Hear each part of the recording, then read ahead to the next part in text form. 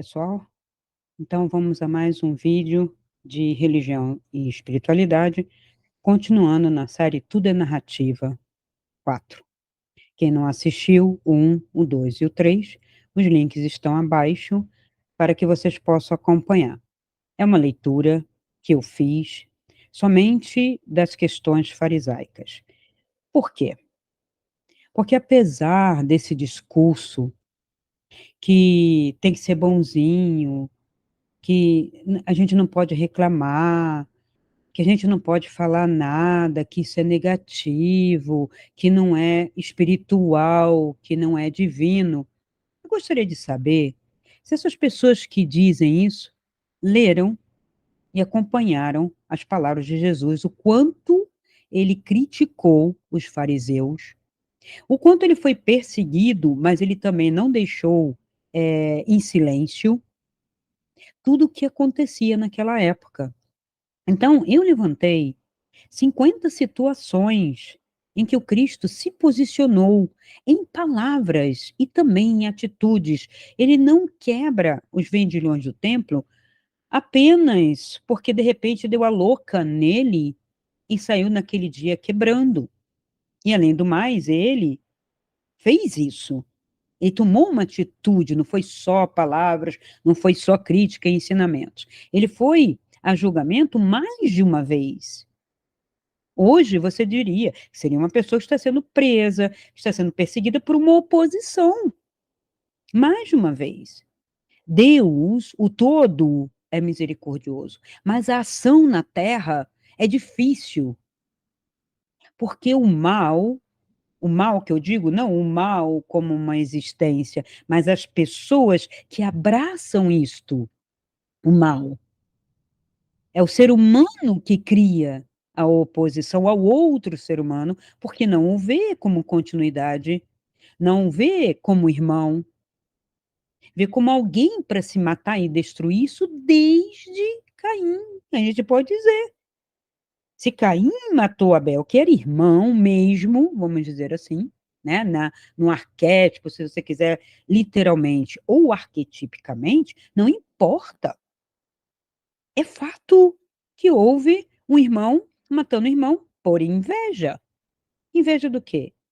De que aquela oferenda tinha feito um efeito melhor que a dele.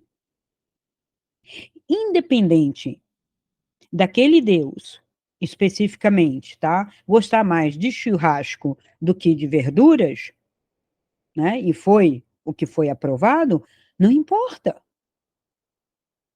Importa que você deveria pensar assim, bom, então se esse Deus que eu também adoro gosta de churrasco, eu tenho que comprar uma ovelha, já que eu não tenho um rebanho, vou comprar uma ovelhinha e vou ofertar.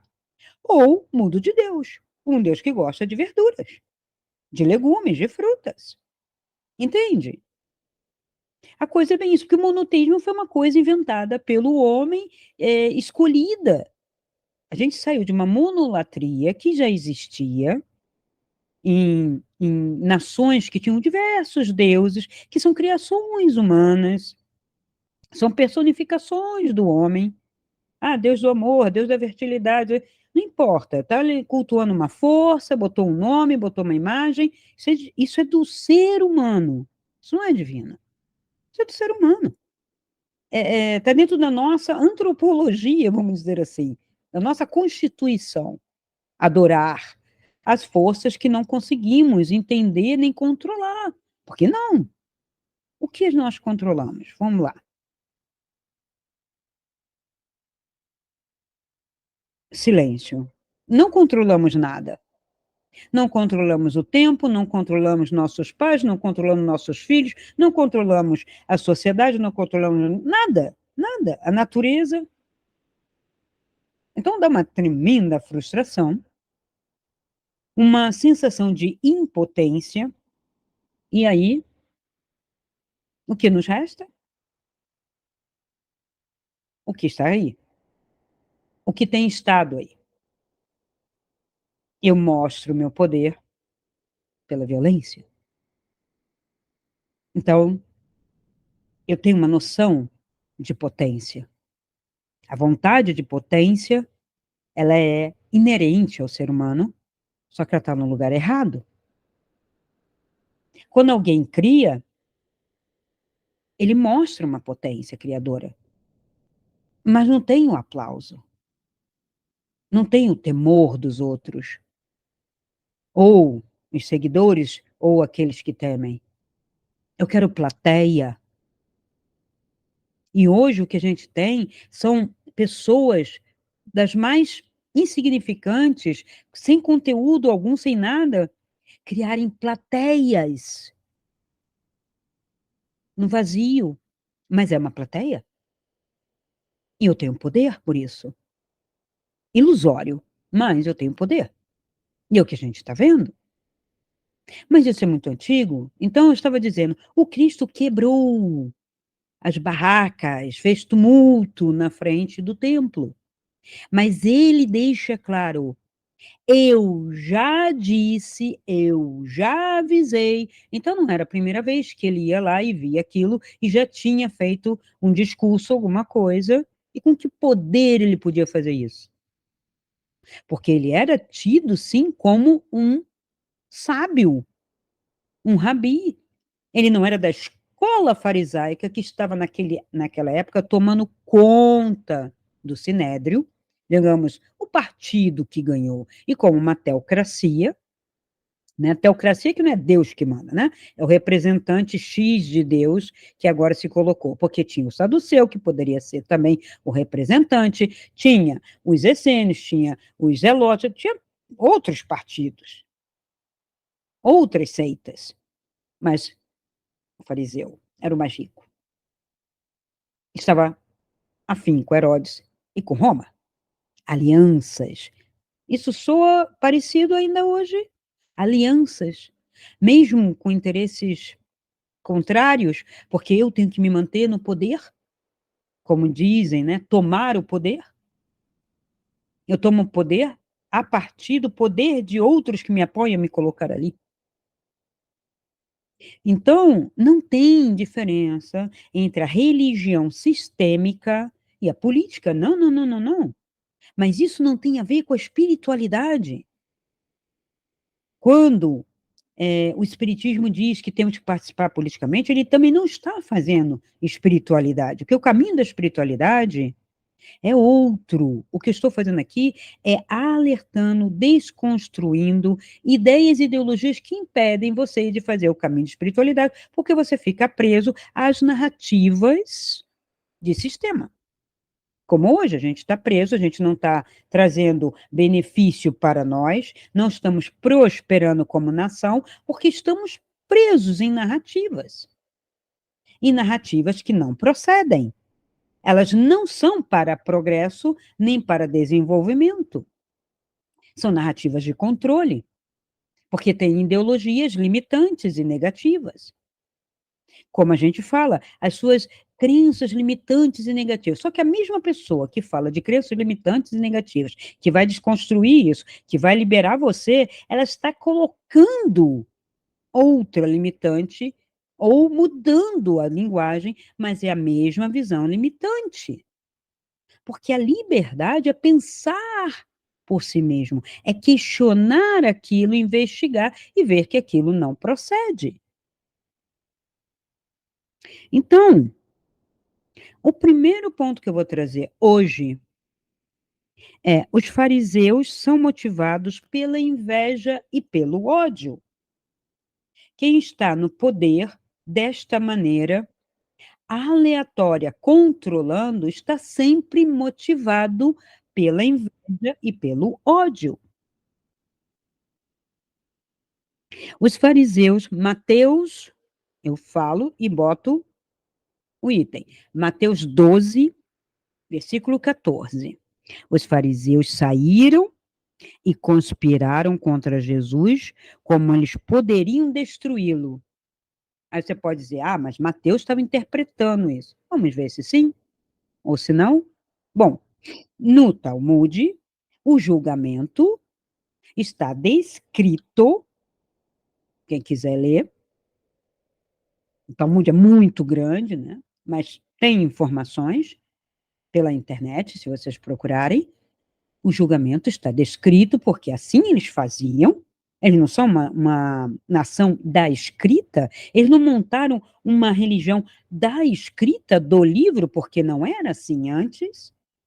O Egito não tem isso, para descrever cultos, descrever como tem que ser, legislação.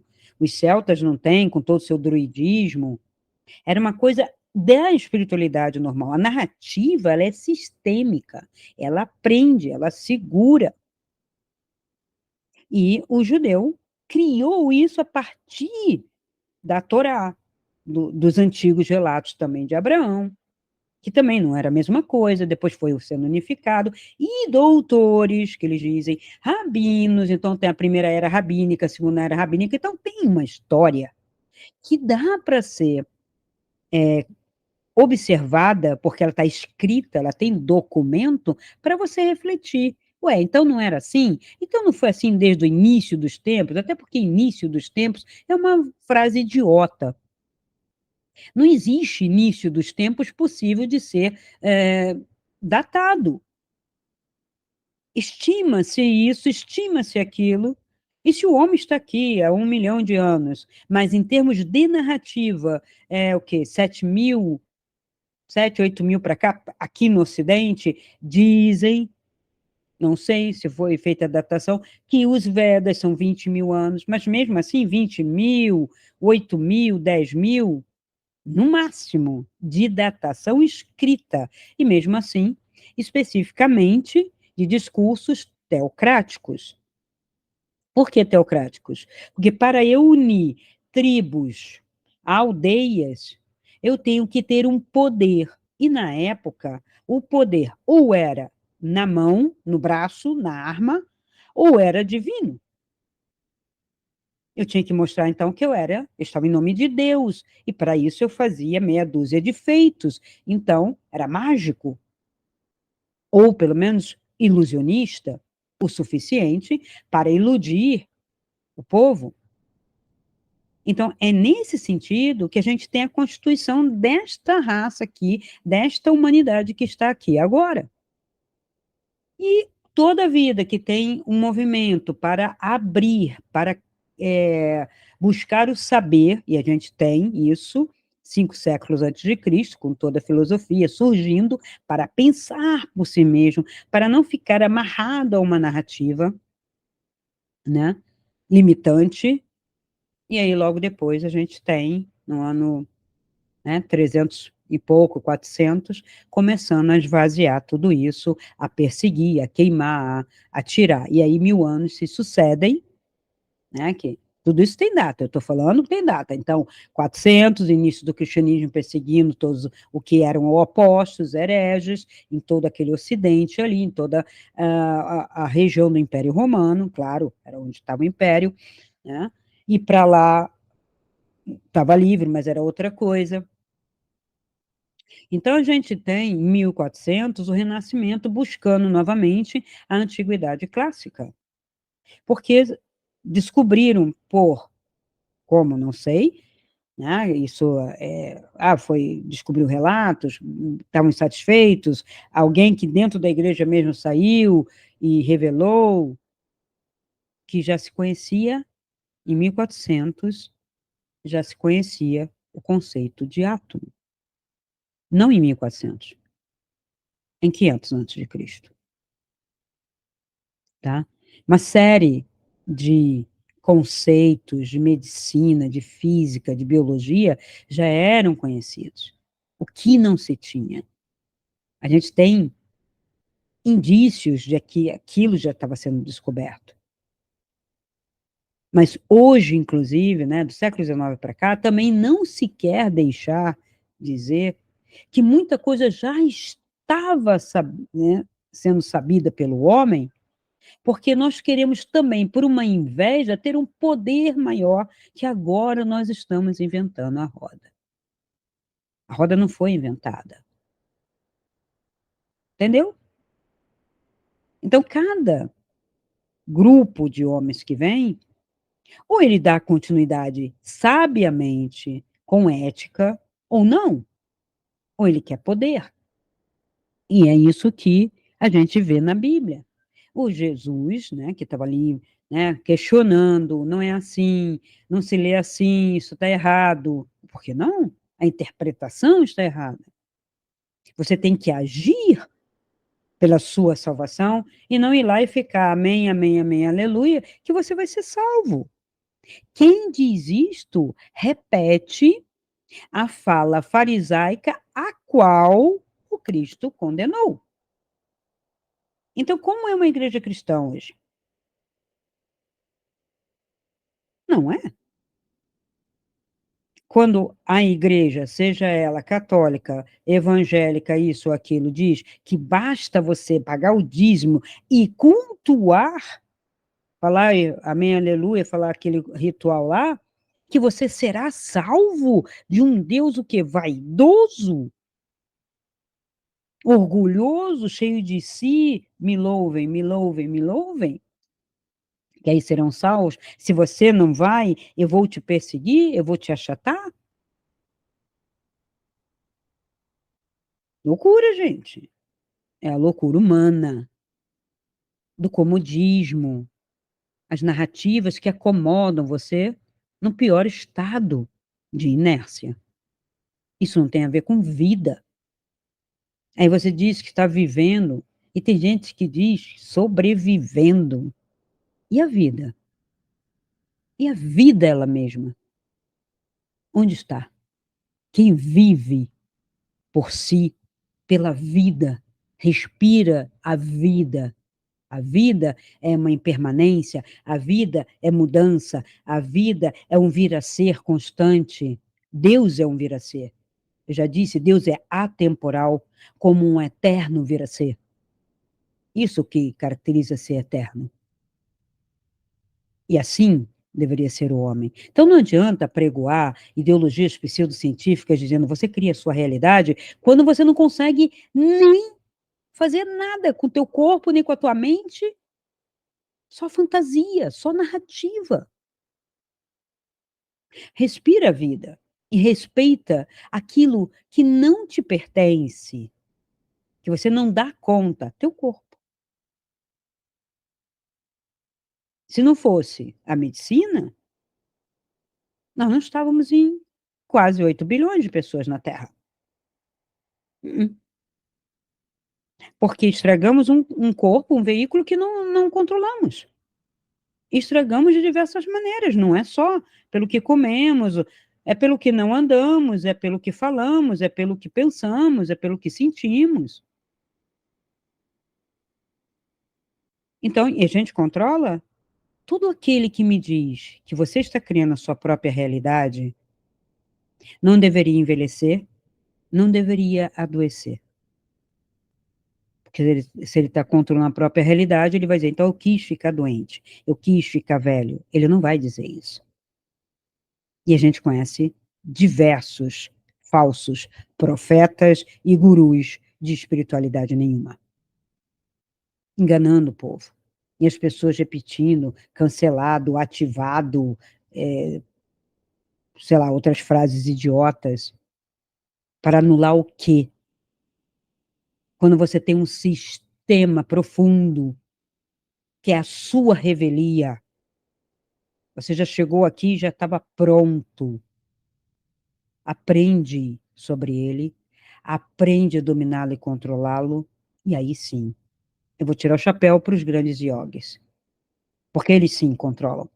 Mas quem está falando não controla nem o batimento cardíaco dele, nem o intestino, tá? Então, em Mateus 12, 14, que diz que os fariseus saíram e conspiraram contra Jesus, então, como assim? Os fariseus tinham inveja de Jesus porque ele podia fazer muitas coisas que eles não podiam. Isso estava claro.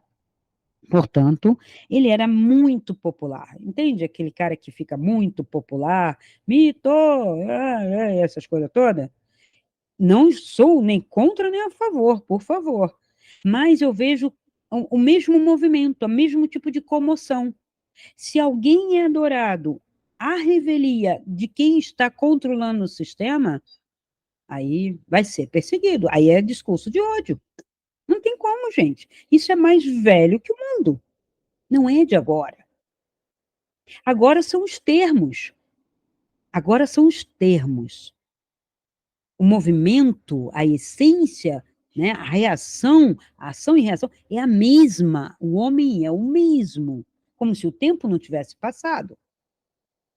São 2024 anos do mesmo comportamento. Eu estou no sistema. Ninguém pode me criticar. A democracia, numa teocracia, não existe. Num regime totalitário, não existe. É uma mentira. Era melhor declarar, mas fica feio. Hoje, poucos são aqueles que dizem que sim, eu sou, e acabou, peitando o mundo, ou não se importando com a crítica do mundo.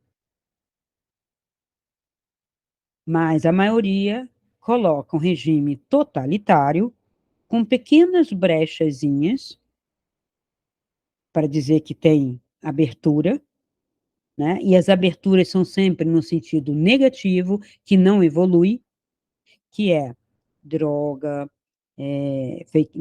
fake news não, teoria de conspiração, tudo isso é permitido pelo sistema que não estaria ajudando, que não faz parte do sistema, mas para canalizar as narrativas do povo, mas não falem mal do sistema. E isto é do tempo de Jesus. E toda a teocracia é assim. É claro, você não, no sistema islâmico você não vai falar mal nem do Hezbollah, nem apregoar contra lá, você é criatura morta, se fizer. Lá é mais radical do que o judeu e mais radical do que o cristão. O cristão já foi bastante, né? Não podemos, não é fake news, como o pessoal fala, a Inquisição. Eu fico assim de boca aberta, como depois de livros, fatos, vai lá para a Europa que você vai ver o quanto que foi feito, tem documentos, o próprio Papa João Paulo II e o Paulo VI mesmo já tinham pedido perdão pelos excessos. Assim, Jordano Bruno, a gente não pode dizer que não foi queimado. Mas e aquelas mulheres todas e homens todos, aquelas 3 noites hediondas em Madrid, que tem os retratos feitos, porque assim era pedido a desenhistas e pintores que documentassem por desenho aquelas filas imensas, né? Inclusive desenhando que tinha chapéuzinho e o manto com cruzinha, o manto com foguinho para cima, com foguinho para baixo. Isso não é invenção, isso não é folclore, isso é história. Uma história que não se lê aqui, mas que se lê na Europa e que se lia aqui, porque eu li aqui. Eu não tenho culpa de 2000 para cá terem resolvido esvaziar todos os conteúdos e de alguém, né, muito importante, poderoso, dizer: não precisamos de tanto conteúdo nas escolas porque temos televisão e internet.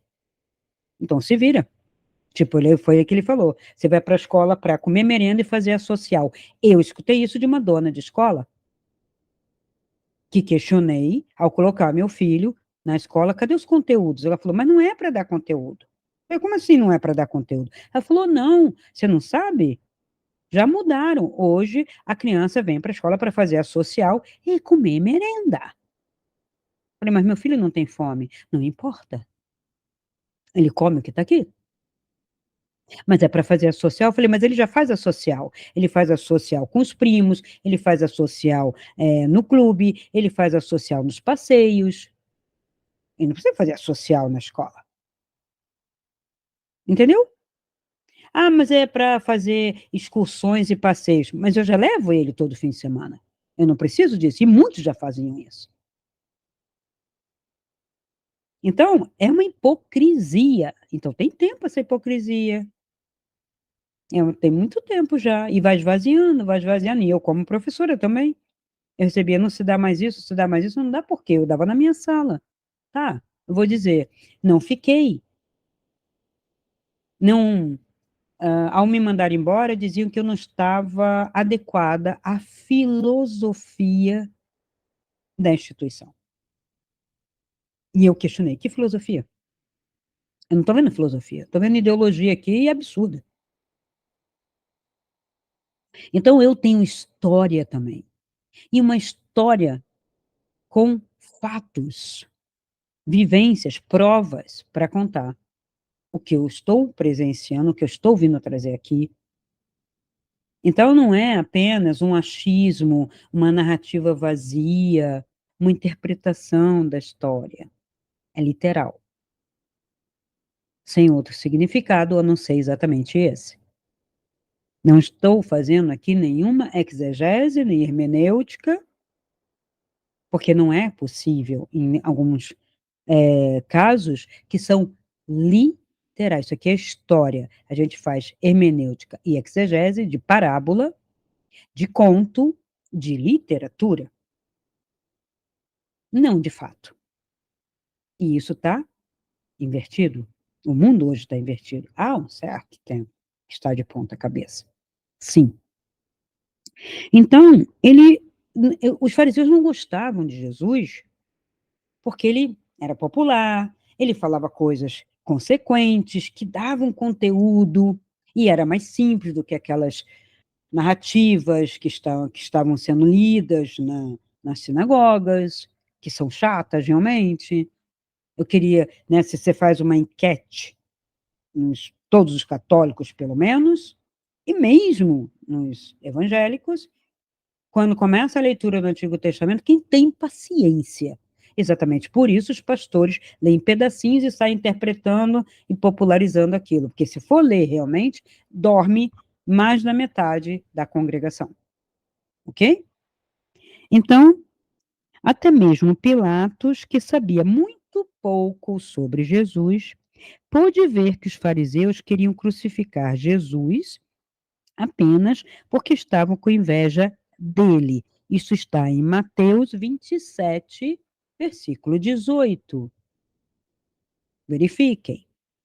Quando você estiver com inveja de alguém, isso vai ficar muito óbvio na sua conversa e pela sua conduta. E a gente vê isso o tempo todo. A inveja é fácil de pegar nos lugares onde se aglomeram pessoas, né? Então, instituições políticas, instituições públicas, às vezes até nas empresas particulares, seus coleguinhas do lado com inveja, se você está silencioso, se você está produzindo, e sempre é nesse sentido. Ninguém inveja a pessoa que está mal, que não trabalha, ou, sabe, que está ganhando benefícios sem produção. Aí não é inveja, aí é indignação, tá? E vou dizer ódio, às vezes, tá? Então, as parábolas, veja, não tem parábola no Talmud nem na Torá. As parábolas eram uma maneira de Cristo ensinar, talvez, eu estou especulando aqui, que não seja só pelos ensinamentos que ele pegou lá na comunidade de Qumran, mas porque ele era afim com gregos, que é uma coisa que ele vai ser criticado por estar com os gregos, que eles não gostavam. Os judeus não gostavam de se misturar com nenhum outro tipo de povo, principalmente os helenizados, né? Ou os judeus helenizados, que traziam os ensinamentos que tinham ainda ficado, não tinha sido destruído ainda. Né? A Grécia estava em franco desenvolvimento. Não mais Sócrates, não mais Platão, nem Aristóteles, mas os que vieram depois dessas escolas e outras escolas, que depois eu faço um relato para vocês de tudo que existia na época do Cristo na Grécia. Eu já falei isso uma vez. Ah, foi só numa mentoria. Então, tem uma série de escolas. E essas escolas vinham e os judeus iam para lá, alguns, né, comerciantes, que não eram dependentes, e eles traziam, né, como estudiosos, como fosse hoje os universitários. Ah, eu aprendi isso aqui está na escola, vamos dizer, pitagórica, ou numa outra escola órfica, outras escolas, né? Então, havia um diálogo ali. E Jesus, por um motivo esse ou não, porque não foi como ele aprendeu na sinagoga, né, nas escrituras antigas, ele ensinava com histórias, parábolas. Isso é muito dele. E fora isso, o discurso era crítica, tá? Então, se a gente for olhar, né, essa questão da inveja, como eu falei, ela vem desde Caim. Então, isso é humano. Outra coisa que eu quero trazer também, outro ponto farisaico, muito atual, que isso não muda, né? Parece que não. Os fariseus são espiritualmente cegos. Fica aquela bateção de cabeça, entendeu? Porque como tem muita aliança também, aliança com um, aliança com outro, aliança, que querendo comprar todo mundo para se manter no poder, os fariseus tinham uma dificuldade, né, muito grande de definir alguma coisa. Então fica, né, batendo cabeça lá. E Jesus disse: eles são guias cegos. E se um homem cego guiar outro cego, ambos cairão no abismo, na cova. Isso está em Mateus 15, 14. Tá? Então, apesar deles estarem no poder, apesar deles dizerem que sabem toda aquela lei, estava fazendo cumprir a lei à força, à custa de multas, dízimos e outras coisas mais, tá? Inclusive os sacrifícios, que todo mundo acha que somente Roma sacrificava em formato de cruz. O que Roma estava fazendo é ser o braço policial de um mundo teocrático ali, né, em Jerusalém, né, toda aquela região Galiléia, Samaria, né, ali, que Roma já tinha tomado conta politicamente, então ela era uma polícia ali. Então, assim, queremos condenar fulano. E outra coisa, há um preceito judaico que diz que eu, judeu, não posso derramar o sangue de outro judeu, de um irmão. Posso matar lá o ímpio, posso guerrear contra o, sei lá, o muçulmano, a outra tribo, o romano, mas não contra meu irmão. Então tem que ter um subterfúgio. Invariavelmente, quando não havia essa dominação, eles estavam ou escravizando, mas mantinha a vida, ou eles estavam exilando, mandavam embora para o deserto, sabe? Sai daqui, como Caim. Caim não é morto, não foi julgado ali. Ele foi expulso e não podia ser morto por nenhum outro judeu, porque isto era vamos dizer, uma coisa fechada, um preceito fechado do judaísmo. Talvez porque não matarás, eles estavam levando ao pé da letra do não matarás entre nós aqui. Então não posso matar. Então, se Caim fosse morto por um que não fosse judeu, aí foi contingência, daí o exílio. Manda para lá, que pode ser que ele encontre alguém que não goste dele e o mate, mas não pode ser judeu. Então tem aquele preceito todo na Bíblia que você lê, que ninguém dali, né, daqueles arredores, né, que pertenciam mais ou menos, adoravam ao mesmo Deus, poderiam matá-lo. Os seguidores né, de Javé. Então, os fariseus, eles, né, têm aquele saber e eles fecham, né? E eles são cegos por quê? Porque eles não veem um processo de evolução, o progresso, tudo que vinha acontecendo. Eles não aceitam mais nenhuma outra realidade. Estando na Terra, não aceitam a realidade terrena da mudança aqui. Isso ignorando que em qualquer outro lugar, em qualquer outra dimensão, não existe esse parado estático. Por isso que eu digo, não existe, nem para além daqui no astral, uma constituição fixa. Ela vai se moldando, se transformando, porque é da vida isto. O homem que é algo fixo e perene e chama isso de vida, uma vida estável. Por quê? Porque ele quer descansar, ele quer a inércia. É uma tendência do corpo, né, da matéria, à inércia. Sim, a gente sabe. Nós estamos sendo dominados pela matéria para querer a inércia. Então, vencer esta inércia da matéria é um dos primeiros desafios, é acordar cedo, é levantar, é caminhar, é respirar, é abrir os braços diante da janela. Todos esses exercícios são para você vencer a inércia que te faz, inclusive, querer tudo igual. É o mesmo tipo de pensamento. Então, eu tenho que me movimentar, eu tenho que mexer nas coisas, eu tenho que aceitar a incerteza, a imprevisibilidade. E o sistema vem dando para poder controlar para você certezas. Fechando um sistema, faça sempre assim, e você vai estar tranquilo. Daí que a zona de conforto, ela pode ser desconfortável no longo prazo, em consequências, mas naquele momento ela é extremamente confortável, porque te deixa na inércia, você não faz esforço. Ir para academia, esforço. Manter a ida para academia, mais esforço ainda.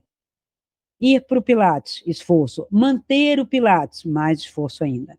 Então, é muito comum a gente ver as pessoas entrarem e saírem em academias, em escolas, em cursos. Comprar curso é fácil, fazer o curso é difícil até o final. Comprar o livro é fácil, ler o livro é difícil e ler até o final mais ainda. Então, veja, o movimento, ele depende de uma manutenção, de uma energia que é muito mais poderosa do que vocês possam imaginar, ok?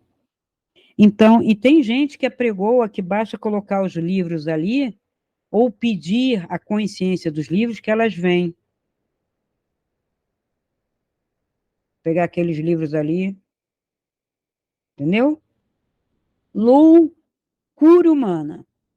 O dia que a pessoa parar e começar a usufruir, mudar, né, dentro dela. Eu vou ver o que é isso, por que que eu compro livros e não leio? Então, abrir, e o prazer de você descobrir, de você ler, de você pensar, de você trabalhar, vai ter muito mais endorfina, serotonina e todos os íons que vocês querem, do que ficar passivamente na frente da televisão, comprar os livros, ficar olhando para eles, folhear e dizer, ah, seria muito bom se eu conseguisse ler. Colocar eles debaixo do travesseiro para tentar ver se ele entra por osmose, que é o que acontece, é o que eu vejo. Eu vi uma pessoa, ouvi e vi ela dizendo para mim: eu tenho todos esses livros aqui, eu comprei esses livros porque me disseram, numa tal ideologia que circula por aí, que era só eu comprar e pedir a consciência do que está escrito que eu teria eles. Eu já toquei neles todos e nada aconteceu. Aí eu não pude deixar, não foi por deboche, mas eu falei: você procurou abrir um deles para ler? Começa assim. Não. Eu falei, brincando, quem sabe botando embaixo do travesseiro, não? E ela achou melhor essa ideia do que a primeira que eu dei. Hum? Uhum. Eu atendo cada pessoa que vocês não têm ideia. E isso é real. Ela não é única, ok? Acho que não. Pela teoria dela, de outras pessoas que ela conhece tentarem fazer o mesmo. Ela disse que pelo menos comprou os livros e tem quem nem compre. Então, durma com barulho desse. Então, Jesus disse que eles mesmos cairão no poço do inferno, no caso, e aqueles que o seguem irão também cair nesse mesmo poço. Isso está dentro do Mateus 15:14. Então, nunca siga um homem cego. Assegure-se de que seu líder é um homem de visão espiritual. E como que eu vou ver isso? Eu tenho que ver a vida dele. Eu tenho que saber se ele é tranquilo, calmo, próspero, se ele tem uma ética. Líder que não tem ética, acabou. Não é porque ele é humano. Não é isso. Ele não pode dizer, faço o que eu digo, não faço o que eu faço. Se eu tenho que transmutar uma energia, seja da gula, seja da luxúria ou da preguiça, eu tenho que mostrar que eu transmutei para que seu método dê certo. E se você não transmuta, se a gente vai pegar e ver você caindo nessas coisas físicas, né, que são as mais fáceis e banais de se superarem, né, porque, veja, o físico é só você deixar de fazer o contrário. Mas há coisas muito mais profundas que é difícil de você mudar. Pensamentos mais profundos, crenças mais arraigadas dentro de você, com relação à morte, com relação à família, com relação à encarnação ou reencarnação, são mais difíceis de lidar. Então, você tem que ver quem é esse líder, né? Não é porque também ele é ancião, ou porque ele diz, ou porque ele ficou mais velho, que isso é outra coisa também, né? Quer dizer que as pessoas que estão numa, vamos dizer, na margem da sociedade, ou numa contraversão, não envelhecem, elas morrem. Isso é uma crença antiga, porque como as pessoas eram exiladas e ficavam à deriva no deserto, era dado como morto, ou eram assassinadas por outros, por serem proscritos. Mas não é o caso de nossa sociedade há muito tempo. Então, a gente tem as prostitutas que envelhecem, os prostitutos que envelhecem, os ladrões que envelhecem, as ladras também, os drogados. Então, não tem. O drogado é mais difícil, né? Depende se ele vai resistir. Então, essas pessoas que vão para esse lado de uma contravenção, tá? Que vai. O guloso não consegue sobreviver muito tempo. A gente está vendo hoje que as comorbidades, o cara vai. Porque muitas vezes é gula, aí vem a medicina, não, não é, aí a psicologia, não, não é, ele tem uma compulsão, ele tem uma síndrome, então trata, né? Trata, se a coisa é doentio, se a coisa tem doença A, B ou C, síndrome, não sei o quê, tem que ter um tratamento. Então a gente tem que, né, agir, vamos parar de só falar. Discurso, discurso, discurso e nenhuma ação, inércia, novamente, briga de narrativas, novamente. Até quando a gente vai ficar nisso? Né? Então, um homem que ama Jesus vê o Senhor tão claramente que ele pode exaltar Jesus no seu sermão e mostrá-lo para você. E isto, tá, é a questão da hipocrisia, né? Então, no final das contas, tudo que a gente levanta tem a ver com a hipocrisia. O que é hipocrisia? Hipocrisia é eu fazer um discurso, né, me vestir, me produzir e, no fundo, não é? A gente vê muito isso até hoje na questão feminina, de assim, aceite você como você é. E aí você vê lá, tem 9 mulheres numa postagem dessa, né? De diversos tipos. Todas, sem exceção, com produção. Isso é hipócrita. Muito. Então a pessoa faz a plástica do olho, bota botox, não sei aonde, né? Tem peruquinha, não sei o quê, peruquinha de franja, isso e aquilo, e aí vai para a rede dizer que você tem que ter a consciência de que nada é fixo, você cria a sua realidade, você pode criar uma juventude. Veja, estou com 50 e poucos, 60, 70 e sou jovem naturalmente, pelo poder da sua mente? Não. Inclusive, eu participei de um grupo nos idos, 10 anos atrás, né, que eu queria dialogar, ter alguém para conversar, para trocar essas ideias, né? Que estavam vindo, mostrando, né, o que é verdade e o que não é. É nada melhor do que entrar num grupo para ver exatamente como se pensa. E eu discuti com a líder do grupo muitas vezes, quando ela falava assim: você cria sua realidade. Ok. Eu falava, tá bom. Você cria seu corpo. Eu falei, não, peraí, não, aí não. Você interfere quando consegue. Se você parar de pensar negativo, você melhora, claro, a sua bioquímica cerebral. Mas daí até você mudar, bom, se você pensar diferente, você pode parar de ser gulosa, aí você vai emagrecer. Que a questão estava sendo discutida a questão da obesidade na mulher. Eu falei, olha, tem vários fatores. Tem pessoas que emagrecem, pessoas que não emagrecem, tem pessoas que já têm um leve distúrbio, tem pessoas que. Depende de uma série de coisas. Então, não vem me dizer que basta você pensar, sou magra e a coisa acontece. Ah, você fala isso porque você não acredita, você tem uma crença limitante. Aí tá. Aí começou a ocorrer que algumas mulheres do grupo começaram a fazer cirurgias, tipo a bariátrica, ou a plástica, ou a lipo, e mostrar isto como eu consegui. Eu falei, mas não foi o poder do pensamento, foi o poder da cirurgia? Foi grana, médico, bisturi, não importa, mas ela conseguiu, ela queria e ela conseguiu. Vocês entendem a manipulação? Se ela não tivesse achado possível que ela podia emagrecer, ela não teria tido acesso à lipoaspiração, à cirurgia plástica. Ela está cega? Aí não é uma questão de eu pensar que posso emagrecer, é de eu estar alienado. Eu estava alienada do sistema, não sei nem que existe cirurgia plástica, e de repente, eu descubro que tem. Então foi uma discussão muito grande e ela não gostava que eu colocasse publicamente as discussões, porque ia tirar a crença. Falei, mas peraí, isso é uma libertação de crença, mas ou é a colocação de outra crença? Ela diz, tudo é crença. Bom, se tudo é crença, então tanto faz como tanto fez. Eu não estou aqui para acreditar numa crença que é idiota, que vai contra, né, a questão orgânica. E ainda hoje a gente vê gente de física quântica dizendo que nós estamos criando essa realidade física. E eu queria trazer essa pessoa para o Rio Grande do Sul, para ela descriar agora essa catástrofe. Que além das pessoas com essa crença quererem dizer que eu posso descriar minha condição física em termos de tempo, corpo, idade, olho, né, burlar o DNA, porque ele é vibracional e não é isto que se diz, e nem que eu trago.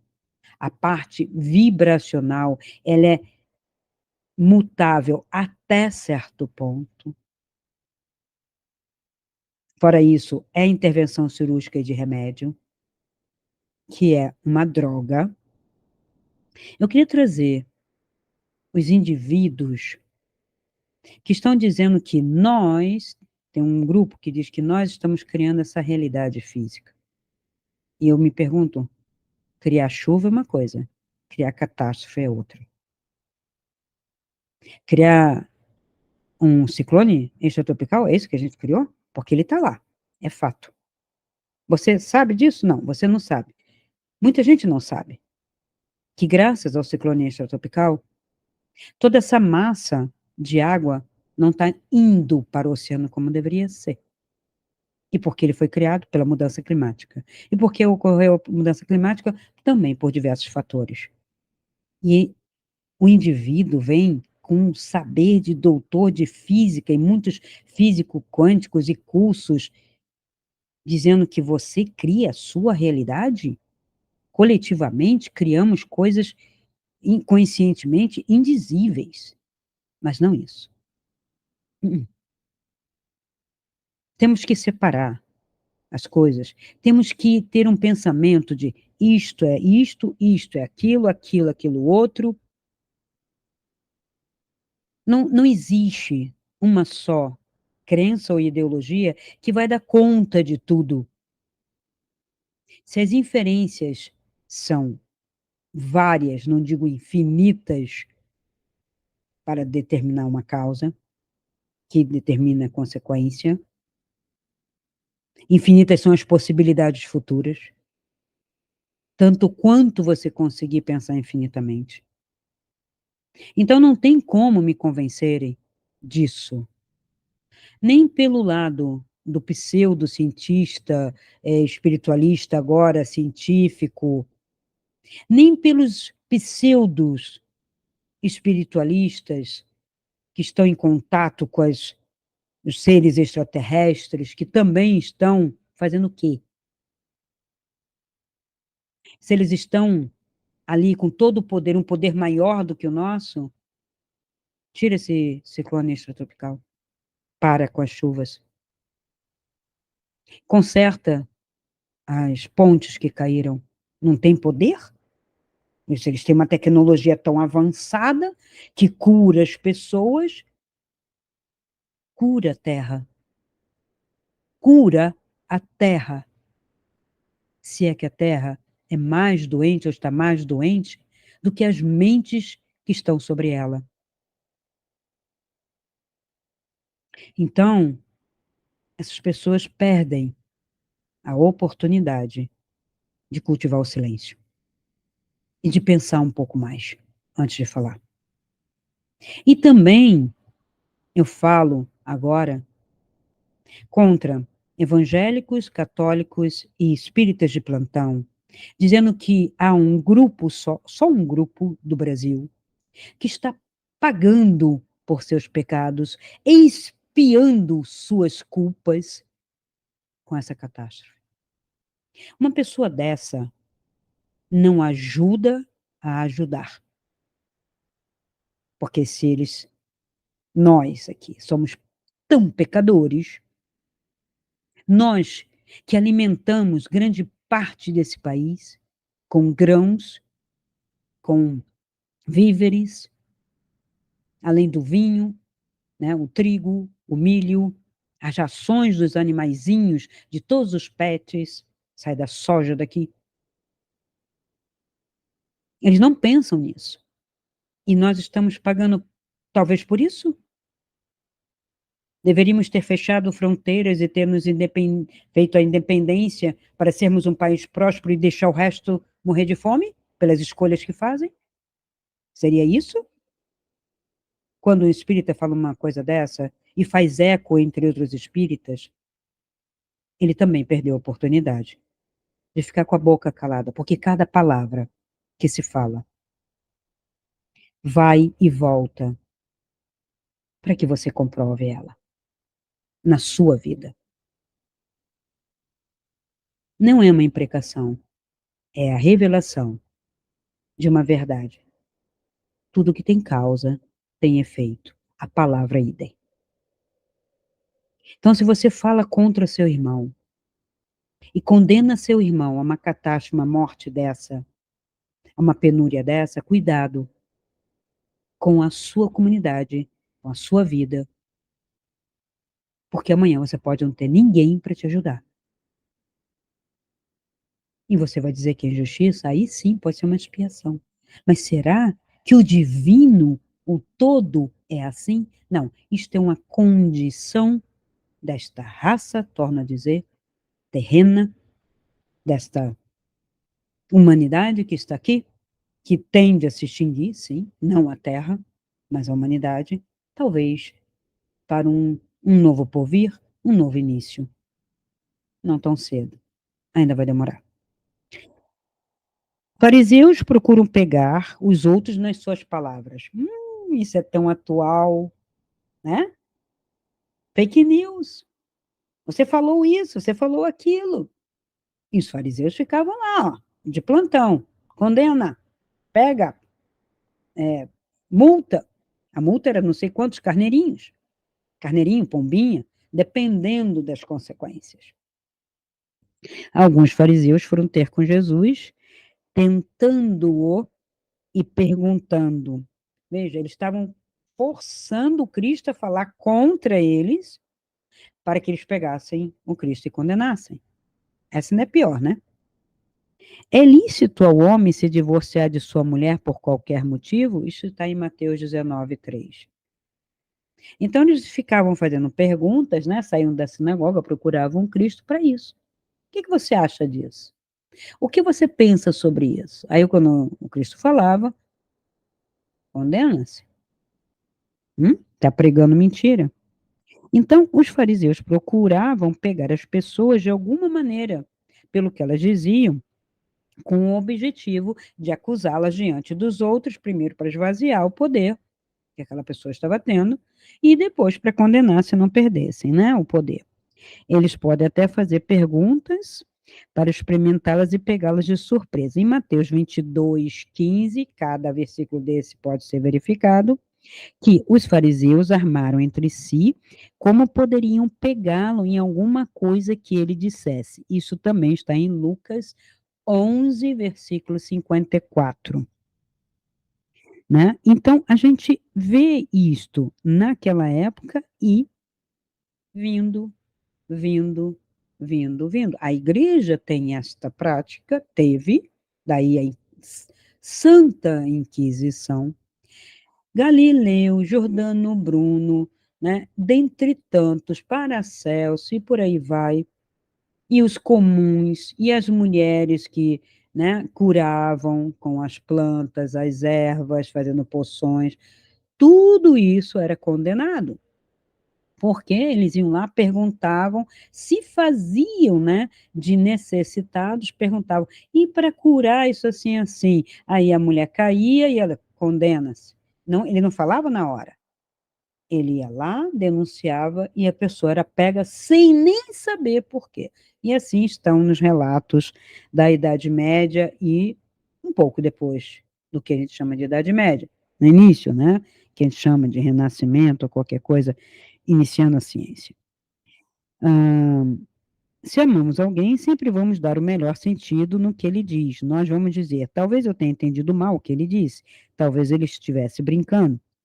Um fariseu, entretanto, nunca é condescendente com ninguém. Não tem ironia, não tem interpretação, não tem crítica, não tem brincadeira, né? Não tem humor. Está escrito sobre Jesus que ele não julgará pelo que seus ouvidos ouviram ou por aquilo que seus olhos viram, mas pela letra.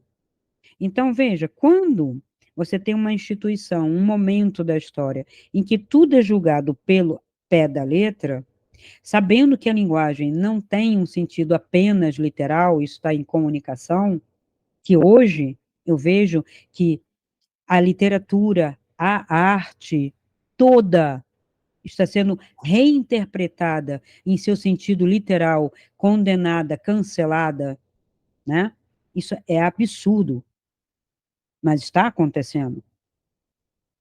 Né? Então, se um livro é histórico, e ali tem uma revelação histórica, além de uma ironia, além de uma metáfora, além de uma série de outros, né, outras figuras de linguagem, outras conotações, e a pessoa lê literalmente para condenar, para cancelar, ela só está mostrando o nível de burrice dela, o nível de, sabe, de rasidade.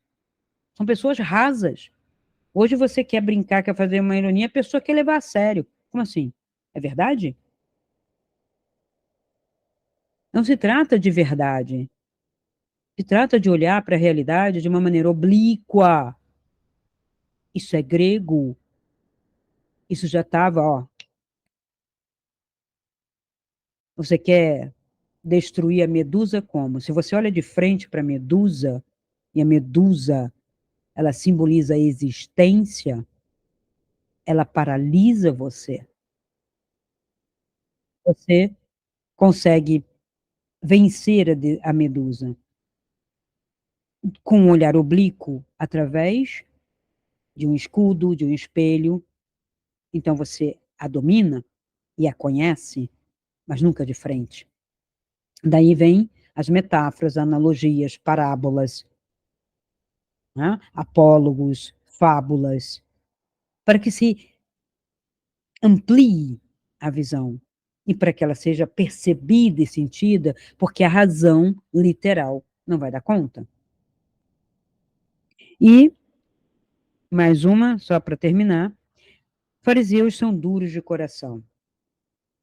E eu trouxe isso porque os discursos hoje, nesse momento crucial, têm sido assim, duros de coração. Não estão vendo pessoas, mulheres, crianças, idosos, pessoas doentes, ainda que trabalhadores, perderem tudo. Estão brigando por narrativas. Não estão arregaçando as mangas para ajudar, para fazer chegar a um controle o tempo todo. O coração de um fariseu é duro, porque ele está longe de Deus. Este povo me honra com seus lábios, mas seu coração está longe de mim. Mateus 15, 8. Se você colocar manteiga perto do fogo, ela vai derreter, certo? Contudo, se você colocar no congelador, ela vai ficar dura, ok? Ela pode ficar tão dura como uma pedra, de tal modo que você necessita de uma faca para poder cortar. O coração de um fariseu é assim.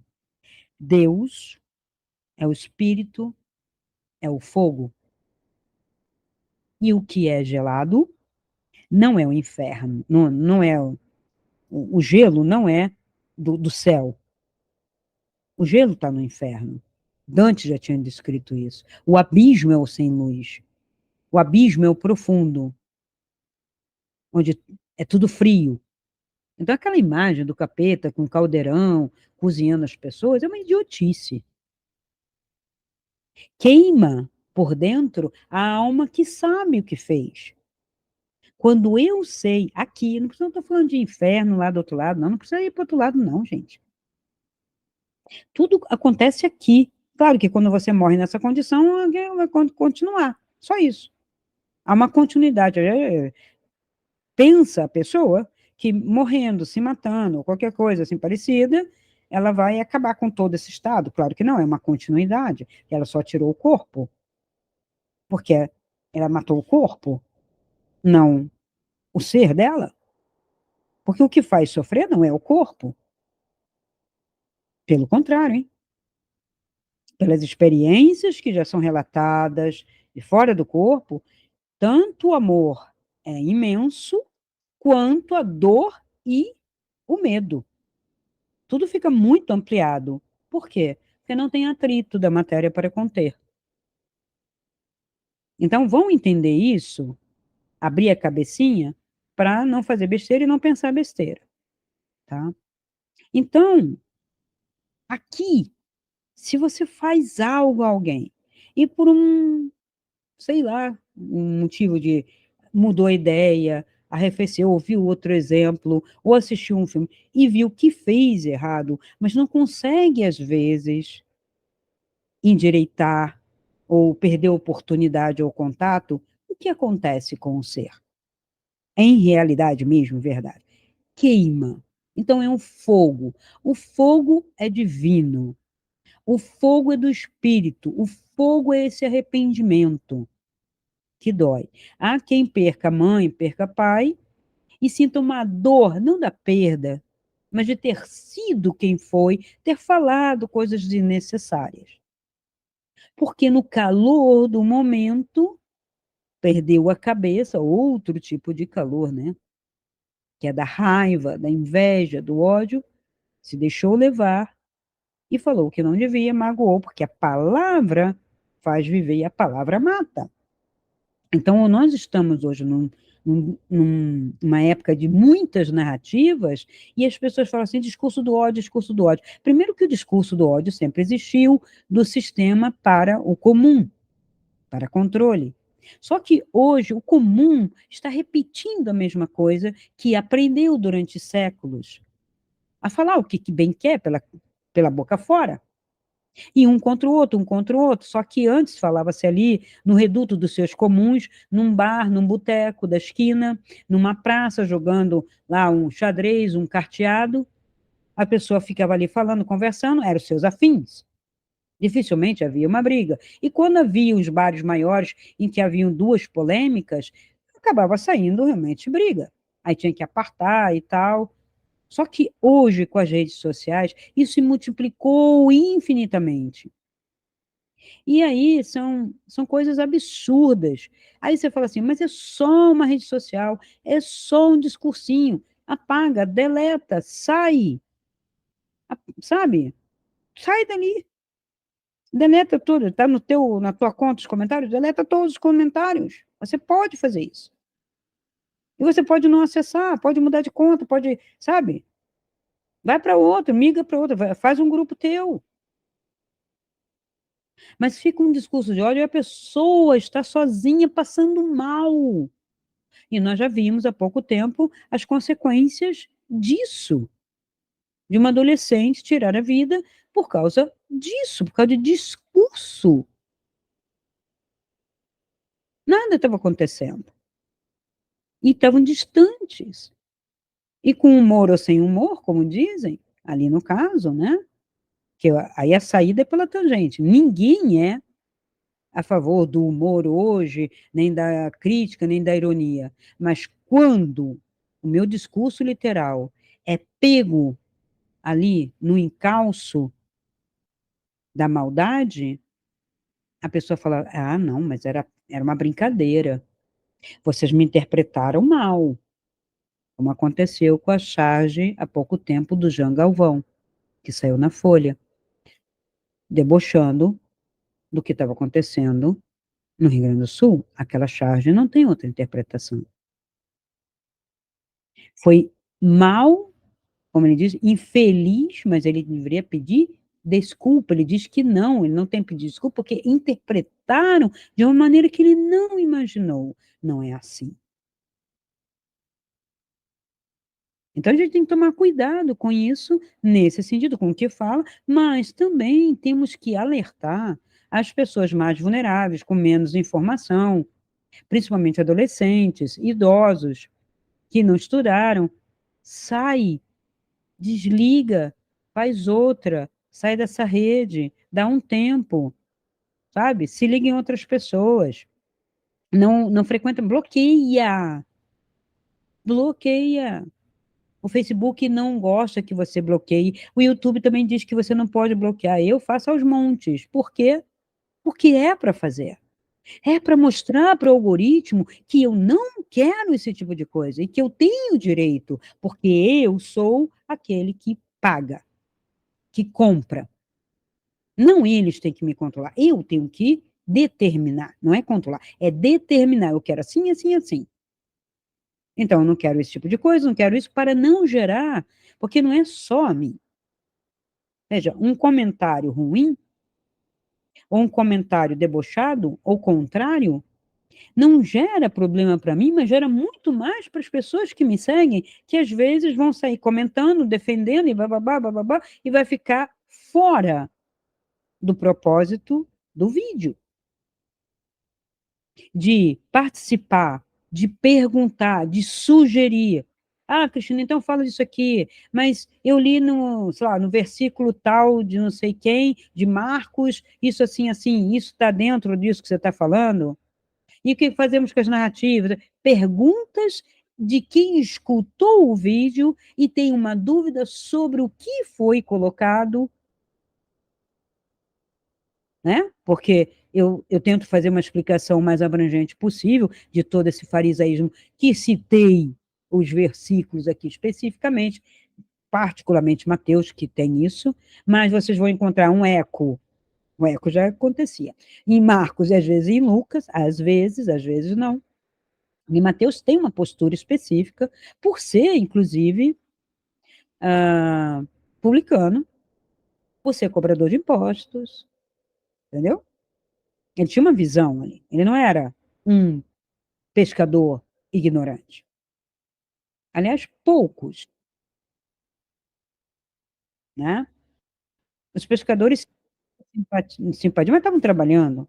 Os discípulos, eles tinham posições, tinham escribas, tinha pessoas que tinham profissões, né? E estavam trabalhando ali. Não era um bando de vagabundos andando pela Galileia, tá? Então, temos que tomar cuidado com isso, né?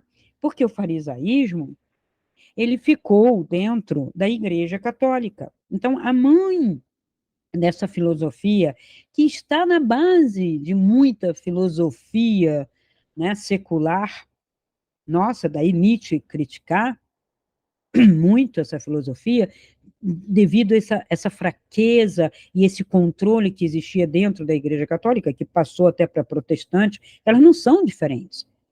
Eu falei com um pastor há pouco tempo, eu falei, querido, mas a tua mãe, a mãe da tua religião, é assim, assim, assim, assim. Daí ele falou, ah, por isso que nós dizemos que ela é a prostituta da Babilônia. Eu falei, que beleza, condena-se a uma geni e continua fazendo a mesma coisa, porque não percebe o que tem de herança desse início, que é o farisaísmo. E a política, veja, quando a igreja está junto com os reis, né, com o absolutismo, ela está por trás tentando manipular.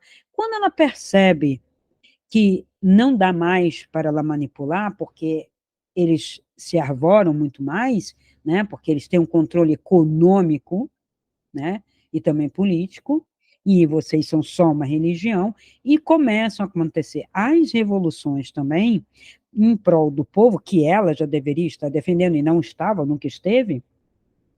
A república, ela rompe num primeiro momento com a igreja, por causa do farisaísmo, pela hipocrisia. Napoleão deixa claro que eles eram hipócritas porque defendiam a monarquia em contrário aos interesses do povo, que eles diziam estar ajudando. Mas porque a igreja tem o preceito de que o pobre vai entrar amanhã no reino dos céus. Ele hoje é pobre, ele tem que aceitar a condição para entrar no reino dos céus. A ideia de castigo, ela veio vindo depois, muito mais quando se começou a absorver outras ideologias, né, também mal interpretadas de karma, que é o espiritismo, através do espiritismo que veio, né, que a princípio eu já falei, né, os estudos espíritas não tinham essa intenção, depois chegou, principalmente aqui, virou uma religião, né, e ela se amalgamou com a igreja, com todo esse farisaísmo, e apregou a isso também. Agora tem outras versões século XXI, diversas, né? Espiritismo com ufologia, espiritismo ainda católico e espiritismo político. Então a gente tem né, uma mistura, mas continua com a base farisaica, por causa do pensamento judaico-cristão. Pensamento judaico-cristão é farisaico-cristão e romano. E romano é bélico. Romano é imperialista, é um. Então, enquanto a gente não destrinchar isso, para poder se libertar e pensar por si mesmo e começar a exercer realmente a diversidade, a democracia, o respeitar o outro, mas me respeita também, isso vai continuar a se repetir indefinidamente. Então, o farisaísmo hoje está na nossa política, é claro. Isso é evidente. Nós temos ali a figura de Roma e do Sinédrio. Olha para Brasília que você vai identificar. E nos outros governos. Infelizmente, é assim, tem sido assim. E ao doar, ao ajudar, pede propaganda, pede que seja dito que somente ele está dando. Daí o controle que está acontecendo hoje, também das ajudas humanitárias, dos benefícios, da iniciativa privada e tal. Isso não pode aparecer, fica como fake news. Então, está sendo lamentável, né? E o que está acontecendo, e temos que nos atentar. Primeiro, a Terra é um organismo participante de um sistema solar que nenhum planeta nem estrela está inerte. O Sol tem seus movimentos, há estudos bem precários, porque ninguém consegue ir até lá, são estudos, né? Mais ou menos, mas mesmo assim, o pouco que se sabe, né? Você tem lá a foto de uma mancha imensa que está mandando, né? Não só para a Terra, gente, para todo o sistema. A gente fala da Terra porque a gente está aqui, mas Vênus já recebeu aquela massa de plasma, Mercúrio, e a gente não está lá estudando as transformações que estão acontecendo, né, de temperatura ou de outras coisas, de eletromagnetismo nas atmosferas específicas, lá nem em Marte. A gente está aqui. E aqui a gente tem pessoas, seres humanos, em nível físico, não quero nem saber se tem T lá em nível plasmático, isso e aquilo, porque não estudamos isso, não temos teoria sobre isso. E não vamos ter. Não agora, se é para ter também. Então, percebe, a Terra é um organismo vivo. Está dentro do sistema junto com outros planetas. O Sol é a estrela, né, uma estrela de quinta grandeza, mas é uma estrela nem quinta grandeza, é bem menos, né, hoje já se sabe. O Sol tem a sua vida, né, tem a sua idade. Então, afeta a Terra viva, ela se mexe, ela tem o eixo para cá, e está verticalizando o eixo, as placas tectônicas se mexem. E o que o homem faz em cima dela? Então, vamos dizer que temos 30% de responsabilidade sobre esse processo que está acontecendo. Por quê? Desmatamos muito, alteramos muita coisa e explodimos muitas bombas. As pessoas estão esquecendo disso. Desde 45, se explodiu, não foi só Hiroshima e Nagasaki, bota ali no Google. Quantas bombas atômicas foram explodidas, quantos testes foram feitos com bombas depois de 45, não só pelo americano, mas por outras nações. Isto não vai dar um aquecimento, uma radiação? Isto não vai alterar o funcionamento? Que garantia tem? Explodiu no deserto. Tá. E o vento levou para onde? Explodiu no fundo do oceano. Esquentou o oceano. Não? É o Sol? É a coisa de ozônio? Será que eu não furei lá a camada de ozônio com as minhas explosões atômicas? Entende? Esses estudos e essas perguntas não se fazem. Porque não tem esse estudo e eles dizem, eles ignoram. Isso não vai dar problema? Ignora. Não. Então, nós temos essas atuações, são macroatuações, nós temos as microatuações, né, das regiões menores, e fora que eu falo, para construir uma cidade, essa cidade, ela precisa de manutenção.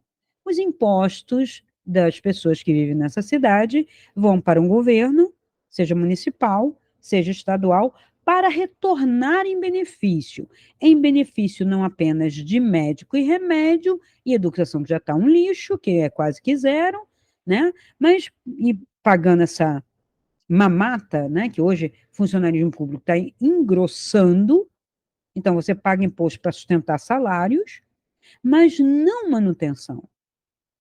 Aqui, DAIR, DENIT, tudo, sempre sendo, né, pedido a manutenção. Algumas estradas aqui, principalmente da Serra, não teriam caído se houvesse manutenção. Sério mesmo. A enchente, o passar por cima, às vezes uma ponte, mas veja, até as pontes já deveriam ter seus reforços, sabendo dessas possibilidades, sim, já se sabia. Há estudos disso. O próprio estudo que foi feito pela Universidade Federal do Rio Grande do Sul sobre a condição da barragem e do Guaíba em 2022. E não se fez nada. Então, quando eu digo que são desgovernos, desmandos, é, inércia, sabe? Não ajudar, não atuar no que tem que atuar, no que é concreto. Então, não é culpa de ninguém, e sim de um coletivo que está para além do Rio Grande do Sul, principalmente para além do povo. Porque o povo vota confiando, vota acreditando e vota pedindo. Já participei ativamente por dentro, só dessa região aqui da Serra, e havia votações e puxadas para lá e para cá, dos problemas que tínhamos na Serra e para onde ia o dinheiro, aquele que aparecia e se disponibilizava. Que não era todo. Nunca é. Então, se produz, se produz, se produz, se paga impostos, e quando chega no final, se recebe menos e para a obra menos ainda. Fora os superfaturamentos, que não se justifica.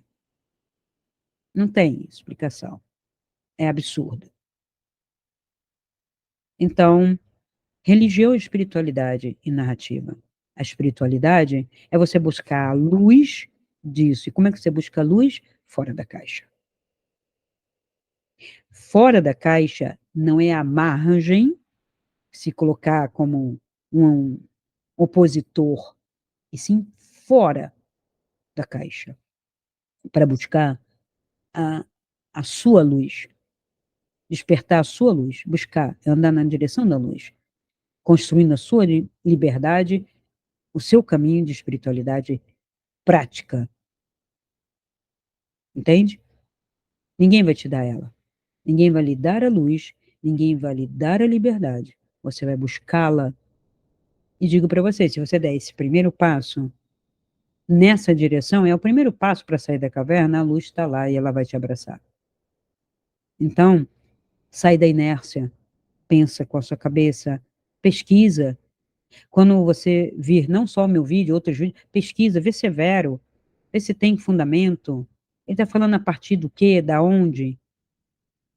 Investiga, você tem uma cabeça para pensar. Ok? Então, agradeço a atenção de todos.